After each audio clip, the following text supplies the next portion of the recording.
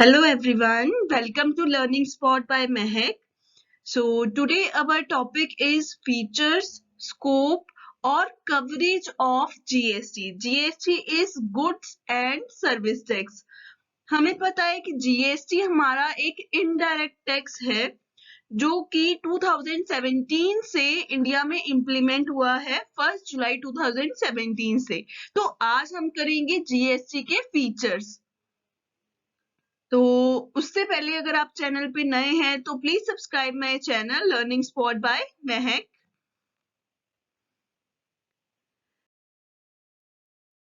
So first feature is GST is a consumption based tax. Consumption based tax को हम destination से state principle के साथ भी relate कर सकते हैं, which means एक होती है हमारी origin state जहां से goods जो है move हुए हैं, ठीक है, और डेस्टिनेशन स्टेट होती है जहां पे गुड्स जो है कंज्यूम हो रहे हैं, ठीक है। तो GST is a consumption based tax, that is tax will be payable in the state in which goods or services are finally consumed. Means जहां पे goods consume हो रहे हैं उस स्टेट में हमारा टैक्स पेबल होगा, ठीक है। तो इसलिए हम इसे कंजम्पशन बेस्ड टैक्स बोलते हैं, ठीक है। तो इसे हम डेस्टिनेशन स्टेट प्रिंसिपल के साथ भी रिलेट कर सकते हैं।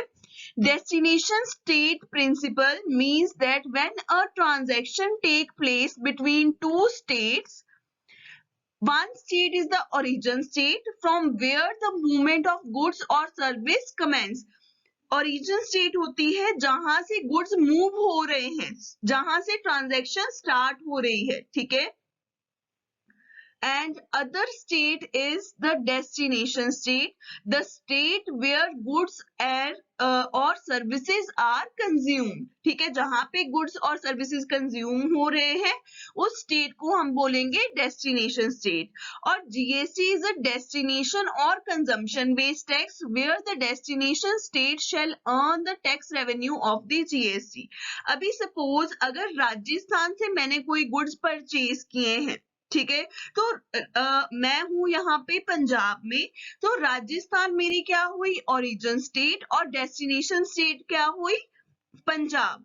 तो यहाँ पे जो टैक्स है, टैक्स का जो रेवेन्यू है कौन सी स्टेट के पास जाएगा, पंजाब के पास जाएगा, क्योंकि पंजाब हमारी क्या है डेस्टिनेशन स्टेट, ठीक है। This implies that all SGST collected will accrue to the state where the consumer of the goods or service sold resides. Means जहां पे कंज्यूमर है, जहां पे कंज्यूमर रह रहा है, ठीक है, जिस स्टेट में हमने गुड्स सेल किए हैं उस स्टेट को जाएगा जितना भी SGST वहां से कलेक्ट होगा, ठीक है। तो इसलिए हम इसे कंजम्पशन बेस्ड टैक्स भी बोलते हैं और डेस्टिनेशन बेस्ड टैक्स भी बोलते हैं। तो फर्स्ट फीचर हमारा है कंजम्पशन बेस्ड टैक्स या डेस्टिनेशन बेस्ड टैक्स।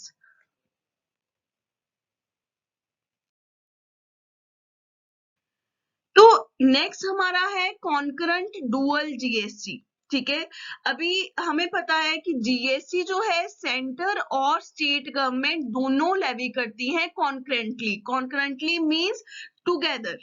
कोई भी गुड्स अगर हैं, सपोज अगर मैं यहाँ पे पंजाब में हूँ, अगर मैं within state goods sell कर रही हूँ या सर्विस प्रोवाइड कर रही हूँ, तो वहां पे कौन सा टैक्स लगेगा, CGST प्लस SGST। तो जहां पे CGST का पोर्शन जो है हमारी सेंट्रल गवर्नमेंट के पास जाएगा और SGST का जो पोर्शन है वो हमारा स्टेट गवर्नमेंट के पास जाएगा।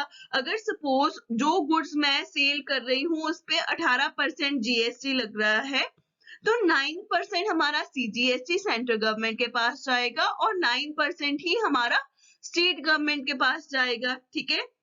तो there will be central goods or service tax to be administered by the central government, and there will be the state goods or service tax to be administered by the state government, ठीक है।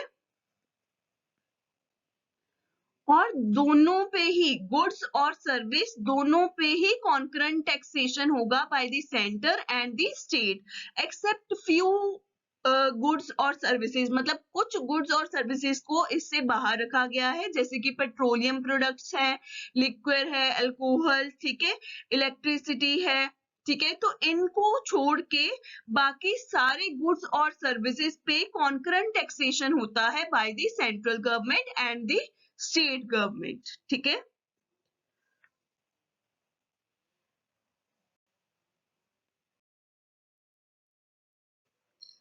Next है हमारा components of GST, ठीक है।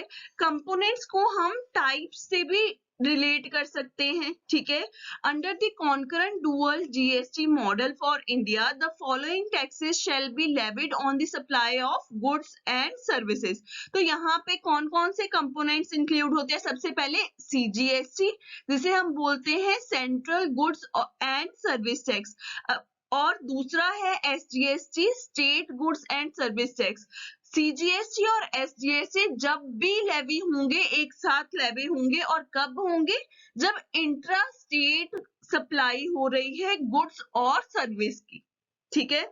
Intra state means with in state, ठीक है। हम अगर पंजाब में हैं तो पंजाब के अंदर ही अगर गुड्स और सर्विस की सप्लाई कर रहे हैं तो वहां पे हमारा लगेगा सीजीएसटी प्लस एसजीएसटी। जितना भी हमारा जीएसटी रेट होगा, अगर 18% है तो 9% सीजीएसटी होगा और 9% ही एसजीएसटी होगा, ठीक है।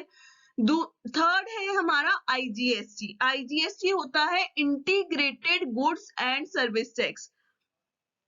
अभी यहाँ पे integrated goods and service tax कब लेवी होता है? जब हम inter state supply of goods और सर्विस करते हैं। Inter state means between two states या बिटवीन टू यूनियन टेरिटरीज, ठीक है। अगर सपोज मैं राजस्थान से पंजाब में ट्रांजैक्शन कर रही हूँ, या कोई भी और स्टेट से पंजाब से सप्लाई कर रही हूँ, तो वहां पे क्या लेवी होगा? आईजीएसटी लेवी होगा। अगर जीएसटी रेट हमारा 18% है तो 18% ही आईजीएसटी लेवी होगा, ठीक है। तो नेक्स्ट है हमारा यूटीजीएसटी। यूटीजीएसटी होता है यूनियन टेरिटरी गुड्स और सर्विस टैक्स, और कब लगता है? अगर हम with in union territory supply करते हैं गुड्स एंड सर्विस की, और ये किसके साथ लगता है? सीजीएसटी और यूटीजीएसटी जब भी लगेंगे एक साथ लगेंगे, except two union territories, Delhi and Pondicherry, ठीक है। तो दिल्ली और पौंडीचेरी में सीजीएसटी और एसजीएसटी लगते हैं, ठीक है। ये दोनों यूनियन टेरिटरीज हैं, यहाँ पे इनके पास स्पेशल लेजिस्लेटिव पावर्स हैं, इसलिए वहां पे सीजीएसटी और एसजीएसटी लगेगा, ठीक है। CGST plus SGST. बाकी सारी यूनियन टेरिटरीज में अगर हम इंट्रा यूनियन टेरिटरी सप्लाई करते हैं गुड्स एंड सर्विस टैक्स की, तो वहां पे हम सीजीएसटी और यूटीजीएसटी लेवी करेंगे, ठीक है। आई थिंक आपको क्लियर हो गया होगा हमारा पॉइंट। इनके अलावा भी हमारा एक कंपोनेंट है जीएसटी कंपेंसेशन सेस, ठीक है। तो जीएसटी कंपेंसेशन सेस एक तरह से स्टेट्स को कंपेंसेट करने के लिए अलाउ किया गया है in addition to GST rates, ठीक है, ताकि जीएसटी इंप्लीमेंट होने से जो भी स्टेट को लॉस हो रहा है तो वो लॉस कवर हो सके, और वो सिर्फ 5 साल के लिए ही एक तरह से उन्हें राइट्स दिए गए हैं, पावर दी गई है, ठीक है।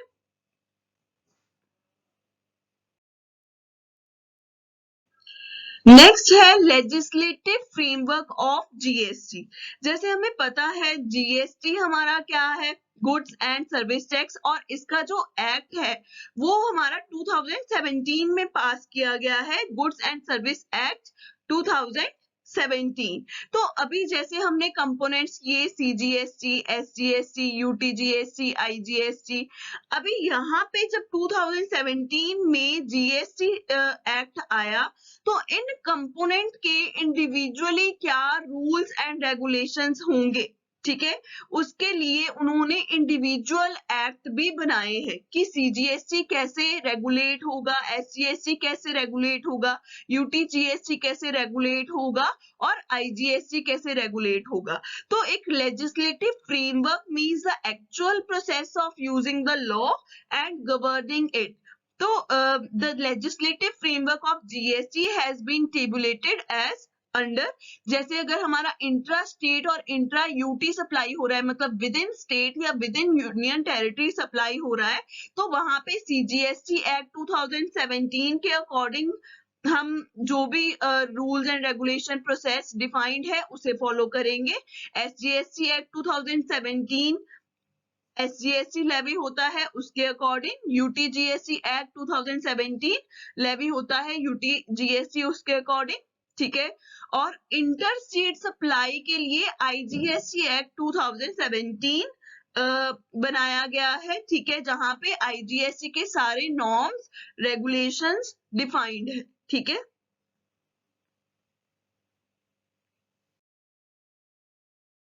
Now next is GST rate. अभी इंडिया में जो जीएसटी रेट स्ट्रक्चर लिया गया है वो 4 टायर स्ट्रक्चर है, जहां पे 4 टायर स्ट्रक्चर में हमारे सेपरेट रेट्स हैं। सबसे पहले है जीरो रेट।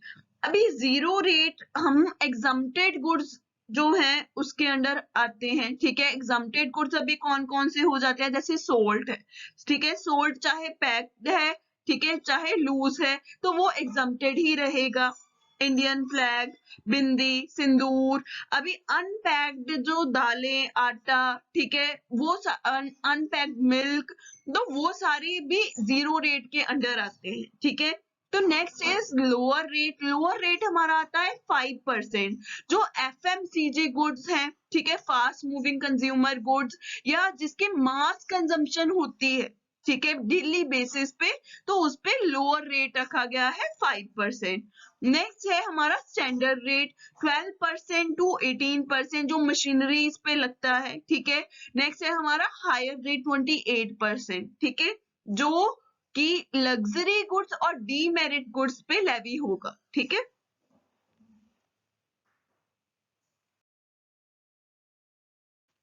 नेक्स्ट है हमारा taxes to be subsumed under GST structure. अभी हमें पता है जब जीएसटी इंप्लीमेंट हुआ इंडिया में, तो उससे पहले जितने भी इनडायरेक्ट टैक्सेस थे, टोटल हमारे 56 इनडायरेक्ट टैक्सेस प्लस सेसेस थे, जिसमें से 40 इनडायरेक्ट टैक्सेस प्लस सेस जो है जीएसटी में सबस्यूम हो गए। जीएसटी में सबस्यूम हो गए मतलब जीएसटी में शामिल हो गए। अब उनकी जगह कौन सा टैक्स लगता है, जीएसटी, ठीक है। अभी यहाँ पे सेंटर के कुछ टैक्सेस थे और स्टेट के कुछ टैक्सेस थे। अभी सेंटर के कौन कौन से टैक्सेस हैं जो कि सबस्यूम हुए हैं जीएसटी में, जैसे कि सेंट्रल एक्साइज ड्यूटी जो गुड्स की मैन्युफैक्चरिंग पे लगते हैं in India, additional excise duty वो भी मैन्युफैक्चरिंग पे लगते हैं, सर्विस टैक्स चाहे इंट्रा स्टेट हो रही है चाहे इंटर स्टेट हो रही है, तो उस पे एक तरह से सेंटर के टैक्सेस थे जो कि जीएसटी में सबस्यूम हो गए। एडिशनल कस्टम ड्यूटी जिसे हम सीवीडी काउंटर वेलिंग ड्यूटी भी बोलते हैं, ठीक है, जो कि गुड्स के इंपोर्ट एंड एक्सपोर्ट पे लेवी होती है, ठीक है। Special additional duty of customs, ठीक है, जिसे हम एसएडी बोल देते हैं, तो वो 4% ये भी सबस्यूम हो गए जीएसटी में। सेंट्रल सरचार्जेस एंड सेसेस, बाकी जितने भी सरचार्जेस एंड सेसेस थे, ठीक है, वो सबस्यूम हो गए सारे जीएसटी के अंडर, ठीक है। नेक्स्ट है हमारे state taxes to be subsumed in GST, जिसमें से हमारा आता है state VAT, value added tax, और सेल्स टैक्स, ठीक है। सेंट्रल सेल्स टैक्स भी हम इसे बोलते हैं। Entertainment tax, luxury tax, taxes on lottery, batting and gambling, octroi and entry tax, tax on advertisement, state surcharges and सेसेस, ठीक है। तो ये सारे स्टेट टैक्सेस है जो कि सबस्यूम हो गए जीएसटी के under.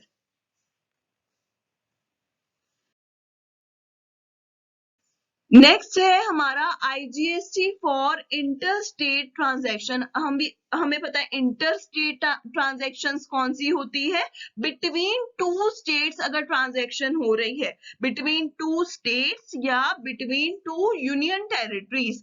In case of inter state supply of goods and service tax there will be integrated goods and service tax imposed by the government of India which is equivalent to IGST. CVD will also be imposed on imports। ठीक है, अगर अभी हमें पता है कि IGST जो है inter state supply of goods और सर्विस पे तो लेवी होता है, प्लस जो गुड्स की इंपोर्ट हो रही है उस पे भी इक्वलेंट IGST इम्पोज होगा। ठीक है, और IGST rate is to be equal to CGST plus SGST रेट। जैसे अगर GST रेट 18% है, हमें पता है 9% SGST होगा और 9% ही CGST होगा, बट IGST अगर लेवी हो रहा है तो टोटल 18% IGST होगा। And IGST rate will be same all over India. अभी यहाँ पे यूनिफॉर्मिटी आ गई है GST इंप्लीमेंट होने से इंडिया में। IGST रेट जो है सेम रहेगा all over India and will not vary state to state. जैसे GST से पहले अगर हम इनडायरेक्ट टैक्सेस की बात करें तो वहां पे जो रेट थे वो डिफर करते थे, ठीक है, वरी करते थे state to state, but GST implement होने के बाद से IGST रेट्स जो है वो सेम रहते हैं ऑल ओवर इंडिया।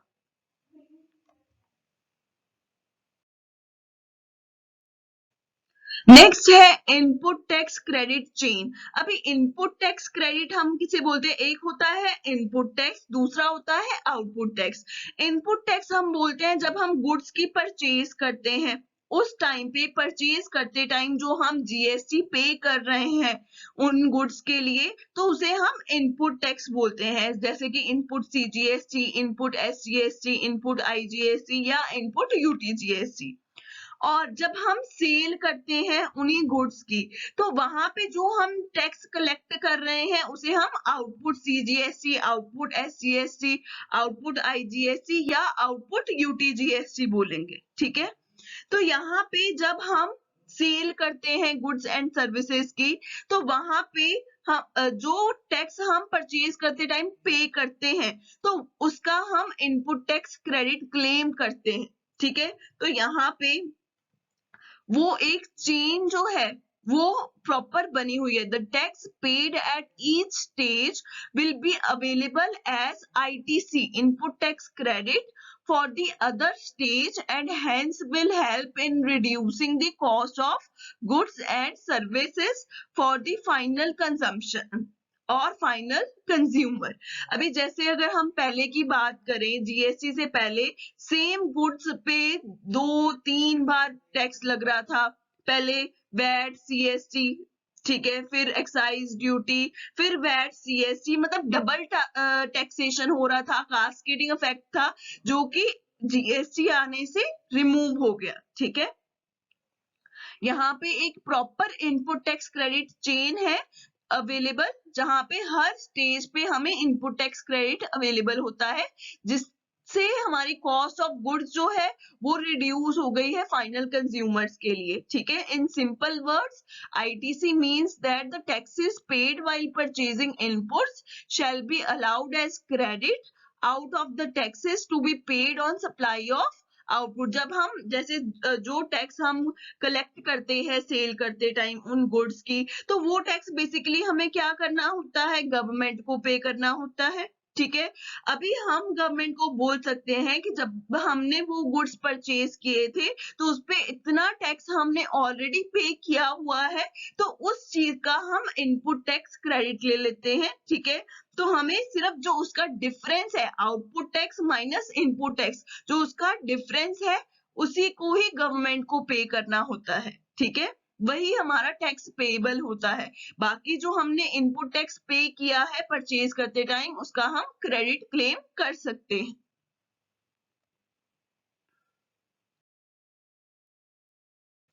नेक्स्ट है टैक्सेबल इवेंट इन GST। अभी यहाँ पे अगर हम बात करें, ओनली सेल्स को हम टैक्सेबल इवेंट नहीं बोलते GST के अंडर। जीएसटी के अंडर हम बात करते हैं सप्लाई की। The taxable event in GST is the supply of goods और सर्विस और बोथ। Note that the word use is supply not the sale. Consideration is not required for supply. जैसे अगर हम सेल की बात करें वहां पे तो कंसिडरेशन होती है, बट सप्लाई में जरूरी नहीं है कि कंसिडरेशन हो। कंसिडरेशन का मतलब होता है समथिंग इन रिटर्न, ठीक है। तो जरूरी नहीं है कि यहाँ पे अगर हम गुड्स सप्लाई कर रहे हैं तो हमें इन रिटर्न कंसिडरेशन मिले।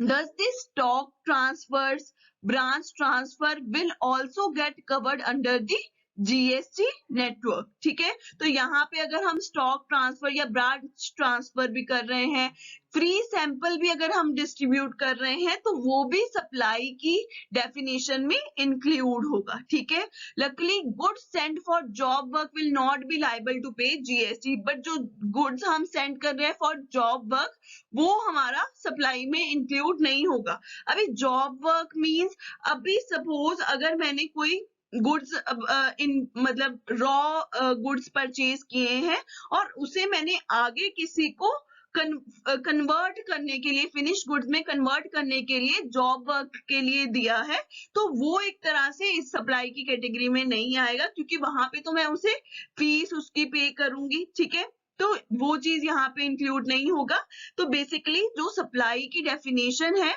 वो यही आता है जहां पे stock transfer, branch transfer, free samples भी इंक्लूड होते हैं, ठीक है। सप्लाई यहाँ पे आता है नॉट सेल।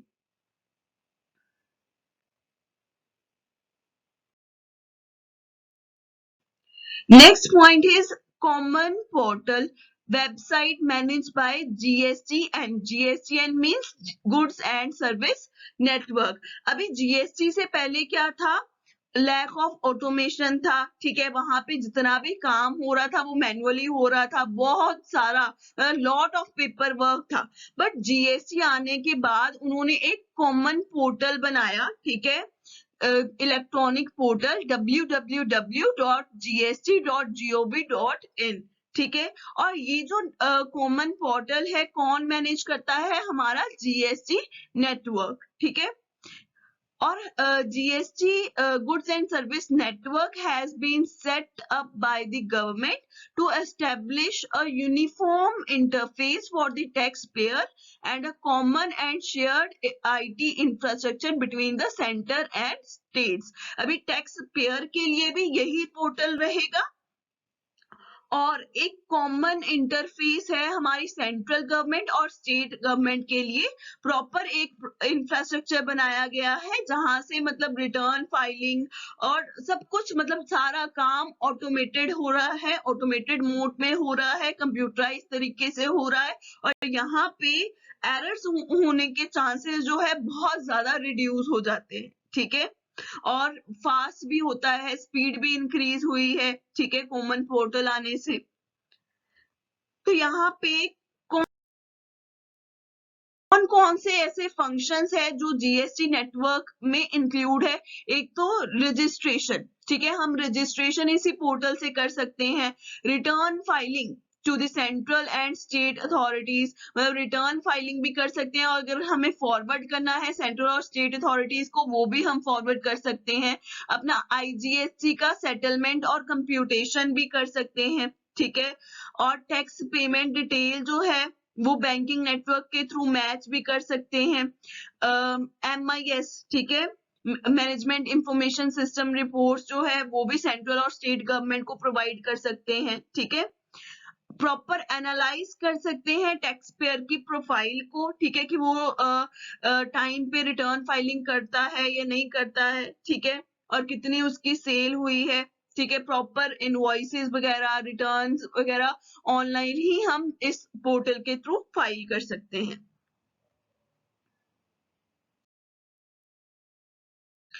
नेक्स्ट है गुड्स आउटसाइड जीएसटी प्रीव्यू। अभी कुछ गुड्स को जीएसटी में उन्होंने इंक्लूड नहीं किया, ठीक है। मतलब यहाँ पे हम देखते हैं गुड्स एंड सर्विसेज टैक्स है, बट कुछ ऐसे गुड्स और सर्विसेज है जो कि जीएसटी में इंक्लूड नहीं किए गया, जीएसटी से बाहर ही रखा गया है उसे। जैसे अल्कोहल फॉर ह्यूमन कंजम्पशन, ठीक है, यहाँ पे जीएसटी नहीं लगता। GST on 5 specified petroleum products जैसे crude, petrol, diesel, ATF and natural gas, जो 5 पेट्रोलियम प्रोडक्ट्स है उन्हें भी एक तरह से जीएसटी से बाहर रखा गया है, ठीक है। और भी कई सारे गुड्स एंड सर्विसेज हैं जिन्हें जीएसटी से बाहर रखा गया है, ठीक है। एंड यहाँ पे जीएसटी तब लगेगा जब जीएसटी काउंसिल रिकमेंड करेगी, अदरवाइज तब तक इस पे जीएसटी नहीं एप्लीकेबल होगा।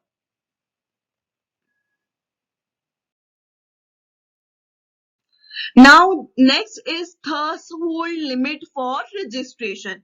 अभी अगर हम बात करें कि कौन लायबल होता है रजिस्ट्रेशन करवाने के लिए, अभी जीएसटी के अंडर रजिस्ट्रेशन रिक्वायर्ड होती है, किस किस पर्सन को रिक्वायर्ड होती है। सबसे पहले ये अर्लियर लिमिट्स है for the goods and services both, ठीक है। पहले क्या था, अगर नॉर्मल कैटेगरी स्टेट्स है, हमारे जो स्टेट्स हैं उन्होंने दो कैटेगरीज में डिवाइड किया है, एक तो नॉर्मल कैटेगरी स्टेट्स, दूसरा स्पेशल कैटेगरी स्टेट्स, ठीक है। अप टू 31 मार्च 2019 जो लिमिट थी हमारी 20 लाख रुपीस थी एनुअल टर्नओवर। अगर हमारा एनुअल टर्नओवर जो है वो 20 लाख एक्सीड करता है, क्रॉस करता है, तो हमें जीएसटी में रजिस्ट्रेशन करवाना मैंडेटरी है, ठीक है, मतलब कंपल्सरी है। और स्पेशल कैटेगरी स्टेट के लिए ये 10 लाख लिमिट थी, अगर हमारा एनुअल टर्नओवर जो है वो 10 लाख क्रॉस करता है 31 मार्च 2019 से पहले की ये लिमिट्स हैं, ठीक है। उसके बाद की जो न्यू लिमिट्स है for the sale of goods हमारी चेंज हुई है, ठीक है। For the normal category states ये है 40 लाख, ठीक है। अगर हमारा एनुअल टर्नओवर 40 लाख क्रॉस करता है तो हमें जीएसटी में रजिस्टर करवाने की रिक्वायरमेंट है, अदरवाइज हमें जीएसटी में रजिस्टर नहीं करवाना। और यही लिमिट स्पेशल कैटेगरी स्टेट्स के लिए हमारी 20 लाख है, ठीक है। अगर हमारा एनुअल टर्नओवर 20 लाख क्रॉस करता है स्पेशल कैटेगरी स्टेट्स में अगर हम है तो हमें रजिस्ट्रेशन करवाना रिक्वायर्ड है, अदरवाइज हमें रजिस्ट्रेशन नहीं करवाना, ठीक है। और ये लिमिट है गुड्स के लिए, ठीक है। बट सर्विसेज के लिए ये जो लिमिट है वो चेंज नहीं हुई है, वो लिमिट सेम रही है, ठीक है। एग्रीगेट टर्नओवर अगर हम सर्विसेज के केस में 20 लाख है, ठीक है, एनुअल टर्नओवर, तो हमें अगर हम सर्विस प्रोवाइडर है तो हमें रजिस्ट्रेशन करवाना रिक्वायर्ड है, और स्पेशल कैटेगरी स्टेट्स के लिए 10 लाख रुपीस, ठीक है।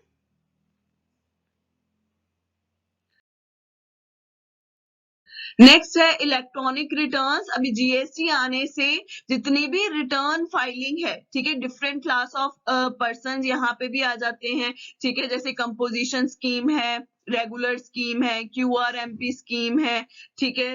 गवर्नमेंट डिपार्टमेंट्स के लिए अलग से है टीडीएस, ई कॉमर्स ऑपरेटर्स के लिए टीसीएस वाला सिस्टम है, ठीक है। और भी बहुत सारी स्कीम्स आ जाती है, जैसे कि NRTP scheme, non resident taxable person, CTP, casual taxable person, ठीक है। तो सबके लिए इलेक्ट्रॉनिक फाइलिंग ऑफ रिटर्न जो है वो यहाँ पे अवेलेबल है पोर्टल के थ्रू, ठीक है। और electronic filing of returns by the different class of persons at different cut off dates, और इनकी जो डेट्स है वो भी डिफरेंट होती है, तो वो हम इलेक्ट्रॉनिकली फाइल कर सकते हैं, ठीक है।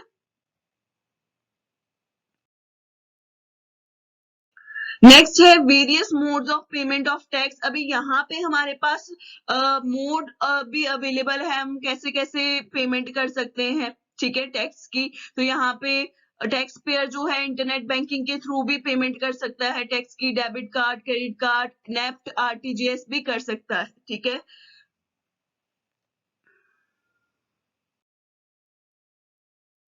नेक्स्ट है टीडीएस एंड टीसीएस। टीडीएस होता है टैक्स डिडक्टेड एट सोर्स। अभी यहाँ पे कुछ गवर्नमेंट डिपार्टमेंट्स ऐसे हैं जिनके लिए ये ऑब्लिगेशन है, ठीक है, obligation to certain person including government departments, local authorities, and government agencies who are recipient of supply to deduct tax deducted at the rate of 2% from the payment made or credited to the supplier where the total value of supply under a contract exceeds 2,50,000 rupees. अभी यहाँ पे जितने भी government department, local authority और government agencies आ जाती हैं, ठीक है, अगर वो जो कॉन्ट्रैक्ट की अमाउंट, ठीक है, 2.5 लाख से ज्यादा है तो वहां पे वो टैक्स रिडक्ट करने के लिए ऑब्लिगेटेड है, ठीक है, मींस उनकी ऑब्लिगेशन ये बनती है कि उन्हें 2% टीडीएस डिडक्ट करना होता है पेमेंट में से, ठीक है। Under a contract exceed 2,50,000 rupees, मतलब अगर 2,50,000 रुपीज कॉन्ट्रैक्ट प्राइस जो है वो उससे ज्यादा है तो उन्हें 2%, ठीक है, टीडीएस डिडक्ट करना होता है। किनके लिए ये ऑब्लिगेशन है? गवर्नमेंट डिपार्टमेंट्स के लिए, ठीक है। दूसरा हमारा होता है TCS, tax collected at source, और ये किसके लिए ऑब्लिगेटेड है? E commerce, electronic commerce operators के लिए, जैसे अमेजोन, फ्लिपकार्ट वगैरह हो गए, ठीक है। तो यहाँ पे इनको भी 2% जो है net value of taxable supply, 2% of taxable supply जितनी नेट वैल्यू है उसका टैक्स कलेक्ट करना होता है, ठीक है। तो यहाँ पे obligation on electronic commerce operator to collect tax at source at such rate not exceeding 2% of net value of taxable supply out of payment of the supplier supplying goods or service through their portals, ठीक है। अगर कोई भी supplier उनके portal के through goods sell कर रहा है, सप्लाई कर रहा है, तो वहां पे टीसीएस कलेक्ट होगा 2%।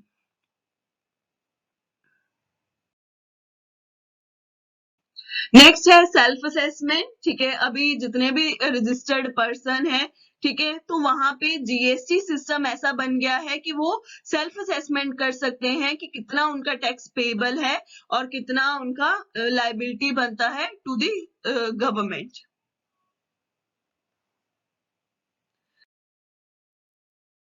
नेक्स्ट है एंटी प्रॉफिटरिंग अथॉरिटी।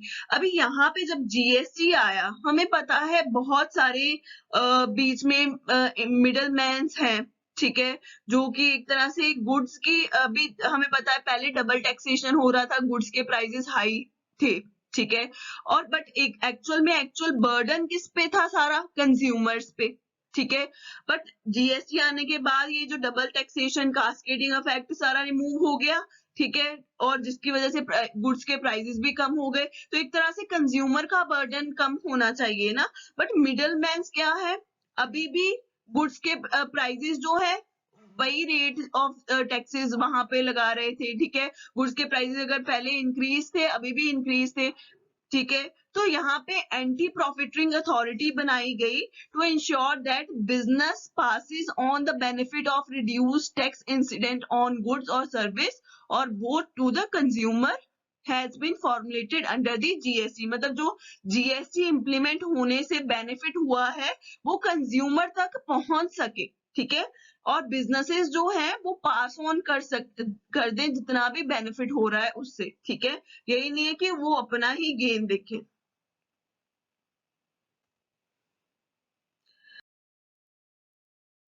नेक्स्ट है composition scheme under GST. Composition scheme एक तो रेगुलर स्कीम है, जितनी हमने अभी तक बातें की वो रेगुलर स्कीम की ही की। कंपोजिशन स्कीम किनके लिए है? जो कि स्मॉल टैक्स पेयर्स हैं, ठीक है। अभी हमें पता है रजिस्ट्रेशन लिमिट जो मैन्युफैक्चरर, सर्विस प्रोवाइडर और ट्रेडर के लिए क्या है? 40 लाख, ठीक है, नॉर्मल स्टेट्स के लिए, और 20 लाख जो है स्पेशल कैटेगरी स्टेट्स के लिए। अगर इससे कम है उनका टर्नओवर, ठीक है, तो उन्हें जीएसटी में रजिस्टर करवाने की जरूरत नहीं है, ठीक है। तो यहाँ पे अगर उनका जो टर्नओवर है 40 लाख या 20 लाख क्रॉस करता है, तो वहां पे अगर उनका जो टर्नओवर है 1.5 करोड़ तक जाता है, मतलब 1.5 करोड़ से कम है, तो वो कंपोजिशन स्कीम में आ सकते हैं, ठीक है। और स्पेशल कैटेगरी स्टेट्स के लिए 75 lakhs। ठीक है, तो कंपोजिशन स्कीम जो है एक तरह से हमारी स्मॉल टैक्स पेयर्स के लिए स्कीम है, जहां पे उनके लिए रेगुलर जो जीएसटी रेट्स है वो नहीं है। ठीक है, अलग से एक प्रॉपर क्राइटेरिया बनाया गया है इनके लिए, और हम ये एक प्रॉपर वीडियो में पूरा डिस्कस करेंगे कि कंपोजिशन स्कीम अंडर जीएसटी होता क्या है और इसके क्या क्या बेनिफिट्स हैं, क्या क्या डिसएडवांटेजेस हैं। ठीक है,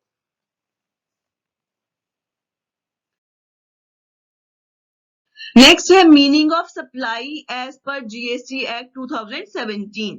इन general word supply includes both inter and intra state supply of goods and services और बोथ, और it also includes sales, barter, exchange, transfer, rental, lease etcetera. जैसे हमने पीछे भी बात की, अभी सप्लाई की डेफिनेशन अगर हम जीएसटी एक्ट में देखें तो सिर्फ सेल का मतलब सप्लाई नहीं है, यहाँ पे barter, exchange, rental, lease, transfer भी इंक्लूड होते हैं। But all should be done for the course of business of furtherance of business, मतलब कि आगे वो बिजनेस कंटिन्यू कर रहे हैं। ठीक है ना, बस बिजनेस पर्पस के लिए होना चाहिए, तो उसे हम सप्लाई बोलेंगे।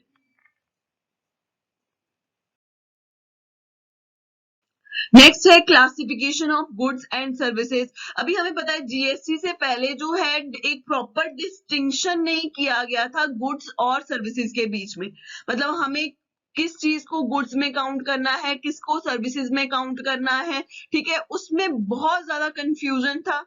ठीक है, तो वहां पे हमें नहीं पता था, तो उसकी वजह से डबल टैक्सेशन हो रहा था, सर्विस टैक्स भी लग रहा था, वैट भी लग रहा था, सीएसटी भी लग रहा था, हम बार बार एक ही गुड्स और सर्विस पे टैक्स लगा रहे थे। बट जीएसटी आने के बाद क्या हुआ, प्रॉपर एक क्लासिफिकेशन किया गया गुड्स एंड सर्विसेज के लिए। ठीक है, और अगर गुड्स है तो उनकी क्लासिफिकेशन हुई है on the basis of HSN, harmonise system of nomenclature. तो ये एक कोड होता है, ठीक है, जो हर एक गुड्स की कैटेगरी को उन्होंने अलग से एक नंबर दिया है। ठीक है, this is similar to the HSN which was used earlier for central excise and custom duty. तो ये कस्टम ड्यूटी और सेंट्रल एक्साइज में पहले से ही हम यूज कर रहे थे, उसके सिमिलर ही है।